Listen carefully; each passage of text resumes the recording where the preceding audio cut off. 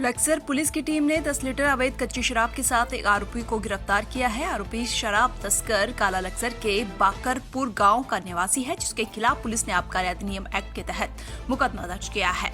हल्द्वानी में कांग्रेस कार्यालय स्वराज आश्रम में पत्रकार वार्ता करते हुए लोकसभा प्रत्याशी प्रकाश जोशी ने केंद्रीय राज्य मंत्री व नैनीताल से भाजपा प्रत्याशी अजय भट्ट से सवाल पूछे हैं। जोशी ने कहा कि अजय भट्ट के केंद्र में मंत्री रहते हुए आखिर कैसे अग्निवीर जैसी योजना युवाओं को बेरोजगार करने के लिए आई, इसका संसद में विरोध क्यों नहीं किया गया?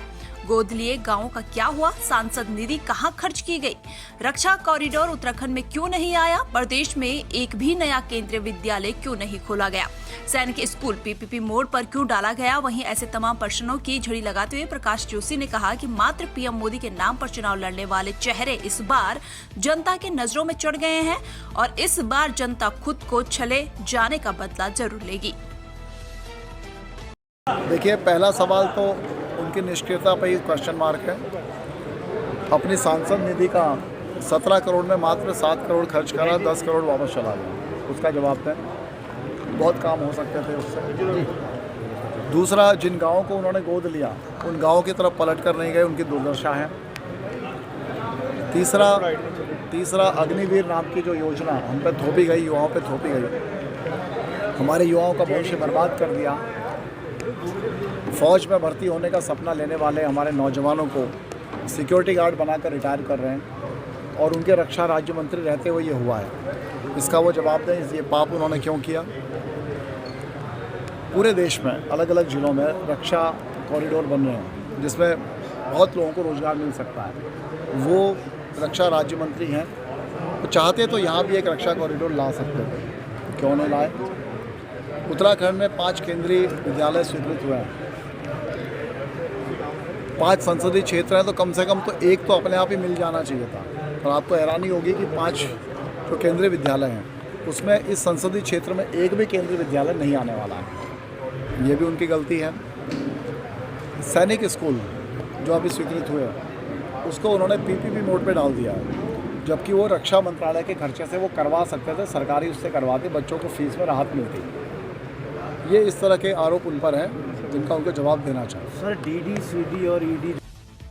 नैनीताल जनपद में लोकसभा सामान्य निर्वाचन को लेकर दिव्यांग व बुजुर्ग मतदाताओं के लिए चलाए गए 3 दिवसीय मतदान अभियान में 90% वोटिंग हुई है। जिला निर्वाचन नोडल अधिकारी विशाल मिश्रा ने बताया कि 3 दिवसीय घर जाकर पोस्टल बैलेट वोटिंग अभियान में अभी तक 90% वोटिंग हुई है। जो घर घर जाकर के मतदान किया जाना था, जिसमें दिव्यांग और 85 वर्ष से अधिक आयु के मतदाताओं को फैसिलिटेट करना था, उसमें 8 और 9 तारीख की रिपोर्ट आज हमारे पास है, जिसमें कुल 1419 मतदाताओं के द्वारा मतदान किया जाना था, जिसमें से 1290 मतदाताओं के द्वारा मतदान कर लिया गया है और ये हमारा 90% से थोड़ा ज़्यादा है। और उम्मीद है कि आज की जो रिपोर्ट है 10 तारीख की, उसके बाद ये और प्रोग्रेस आपके साथ साझा कर दी जाएगी। जो छूट जाएंगे उनके लिए दूसरा चरण है 11, 12 और 13, उसका भी रूट चार्ट बना करके शेयर किया जाएगा, क्योंकि आज हमको पता चलेगा, हमारी टीमों को पता चलेगा कि कौन सा मतदाता रह गया। उसके बाद वो रूट चार्ट बना करके सभी पॉलिटिकल पार्टीज़ और प्रत्याशियों को अवगत करा करके फिर से वो करेंगे। ईवीएम कमीशनिंग का कार्य बहुत ज़ोर शोर से चल रहा है, जिसमें 1509 हमारी बैलेट यूनिट थी, 1509 ही हमारी कंट्रोल यूनिट थी और 1585 वीवीपैट थी। इसमें अभी तक 407 की कमीशनिंग बैलेट यूनिट में की गई, 503 की सीयू की और 435 की वीवीपैट में, जिसमें करीब 4 बैलेट यूनिट, 100 कंट्रोल यूनिट और 32 वीवीपैट जो हैं उसमें कुछ प्रॉब्लम्स आई हैं। इसमें ECIL से इंजीनियर्स आए हुए हैं, उनकी देखरेख में उनको रिप्लेस किया जा रहा है और जल्दी ही ये ईवीएम कमीशनिंग का कार्य भी पूर्ण कर लिया जाएगा। लक्सर क्षेत्र में गेहूं की कटाई शुरू हो गई है, लेकिन गेहूं की पैदावार कम होने से किसान मायूस हो रहा है। किसानों के सामने इस बार भारी समस्याएं खड़ी हैं। किसानों को बड़ी परेशानियों का सामना करना पड़ रहा है। गेहूं की पैदावार को लेकर खेत पर जाकर किसानों से बात की गई तो किसानों ने बताया कि किसानों पर कुदरत की मार कुछ इस कदर पड़ी हुई है कि विगत जून महीने से अब तक लगातार किसी न किसी रूप में किसानों के सामने आपदा खड़ी हो रही है।